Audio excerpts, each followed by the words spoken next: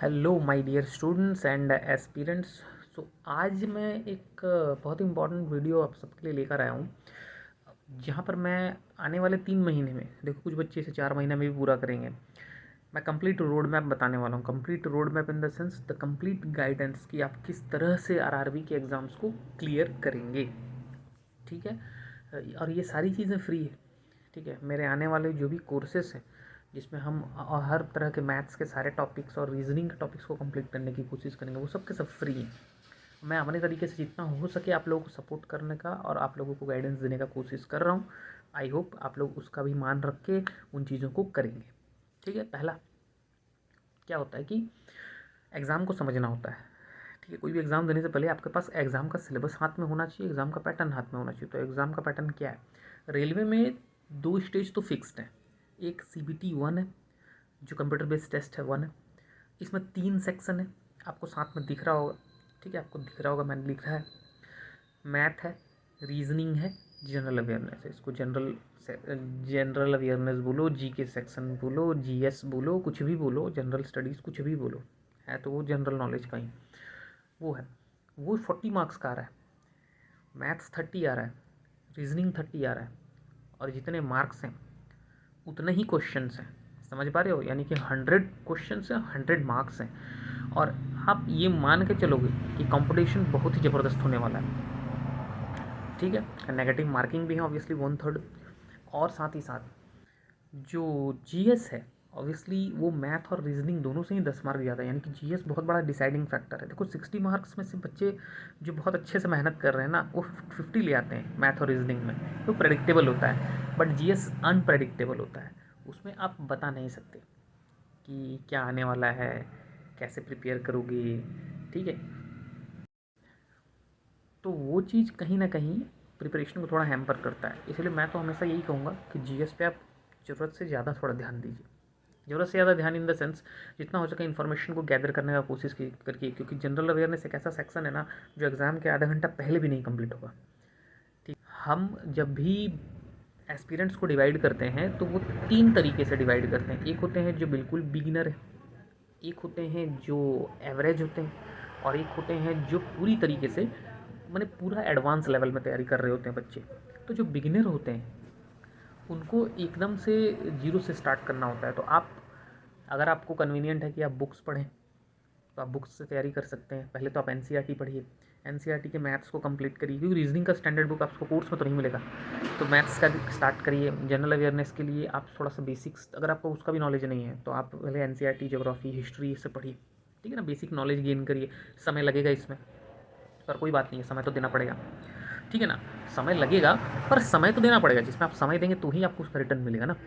तो ये तो हुआ। इसके बाद आपको जब लगने लगेगा कि भाई मैं कॉन्फिडेंट हो गया हूँ, तब आप मॉक्स देना शुरू करिए। 3 महीने का मतलब स्टार्टिंग के 1 महीने, 1.5 महीने या ज़्यादा से ज़्यादा 2 महीने भी आप अपने आप को मजबूत करने में लगाइए। मजबूत इन द सेंस व्हाट? मजबूत मतलब आप कोई स्टैंडर्ड बुक उठा लीजिए। अगर आप गांव में रहते हैं, रूरल एरिया में रहते हैं, वहाँ पर कनेक्टिविटी का इशू है, क्योंकि स्मार्टफोन तो सबके पास है, बट कनेक्टिविटी का इशू है, डेटा पैक खत्म हो जा रहा है।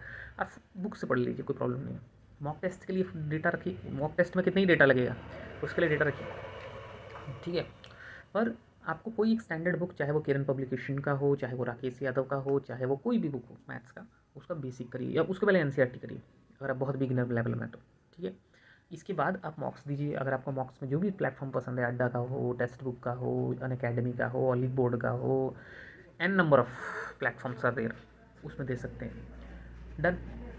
एवरेज वालों का क्या हिसाब किताब है ना, कि एवरेज वालों का फंडामेंटल क्लियर होता है, मैक्सिमम कह सकते हैं। उनको क्या करना होता है, उसको शार्पन करना होता है। तो आप अगर अपना फंडामेंटल्स को शार्प करना चाहते हैं तो आप मॉक्स दीजिए। मॉक्स देने के बाद आपको पता चलेगा, फॉर एग्जांपल मैं मॉक दे रहा हूँ और मुझे पता चला कि भाई मेरा परसेंटेज सेक्शन जो है वो वीक है, तो मैं फिर परसेंटेज पढ़ूंगा। मैं फिर HCF, LCM और प्रॉफिट लॉस और कंपाउंड इंटरेस्ट ये सब नहीं पढ़ूंगा, क्योंकि वो मेरा ठीक है, उसमें समय नहीं बर्बाद करूंगा मैं, क्योंकि मेरा एवरेज है preparation. It's not weak, it's average. Done. ऐसे जीएस में तो सब वीक है। जीएस में कोई नहीं बोल सकता मेरा जीएस बहुत ज़्यादा स्ट्रॉन्ग है, क्योंकि उसका स्टेबिलिटी नहीं है। तो जीएस में सब एवरेज है, वीक तो नहीं कहूँगा मैं, एवरेज है। तो उसमें आप जितना इन्फॉर्मेशन गैदर करना है उतना करिए, चाहे आप किसी भी कैटेगरी को बिलोंग करते हो। आप बोलोगे सर मुझे लूसेंट अच्छा लगता है, तो आप लूसेंट से पढ़िए। मुझे स्पीडी अच्छा लगता है, आप स्पीडी से पढ़िए। मुझे तरुण गोयल का बुक अच्छा लगता है, आप तरुण गोयल से पढ़िए। It doesn't matters, the book in which you are convenient, that is important. Okay, ये तो हुआ, ठीक है। तो वो भी मॉक देंगे बच्चे, और मॉक्स के हिसाब से वो अपना प्रिपरेशन करेंगे। ये एवरेज कैटेगरी के बच्चों के लिए है, वो जीरो से हीरो बैच नहीं ले लेंगे कहीं भी, तो उससे आपका समय बर्बाद होगा कि बच्चे चलो आज एलसीएम एचसीएफ समझते हैं। एलसीएम एचसीएफ समझे हुए हैं भाई, आप 12th पास करके आए हुए हो, आप ग्रेजुएट हो, आपको एलसीएम एचसीएफ समझने की ज़रूरत नहीं है। डन। अब लास्ट स्टेज के जो बच्चे होते हैं, जो एडवांस लेवल में ऑलरेडी तैयारी कर रहे हैं, जिनको तैयारी करते हुए कई समय हो गया, और जो हाई लेवल में प्रिपरेशन कर रहे हैं, जिनके जो फुल टाइम तैयारी कर रहे हैं, जो कहीं और कुछ काम नहीं कर रहे, बस तैयारी ही कर रहे हैं, वो एडवांस लेवल में होंगे ऑब्वियसली। तो उन केसेस में क्या होगा कि बच्चों के लिए उस समय और कुछ नहीं है, बस मॉक दीजिए। अब जितना मॉक दीजिए, अपने मार्क्स को, स्कोर को इम्प्रूव करिए। अगर आपका स्कोर इम्प्रूव होगा मॉक्स से, मतलब आप तैयारी सही सही कर रहे हैं, और आपका 110% चांसेस है कि आपका एग्ज़ाम क्लियर हो जाएगा।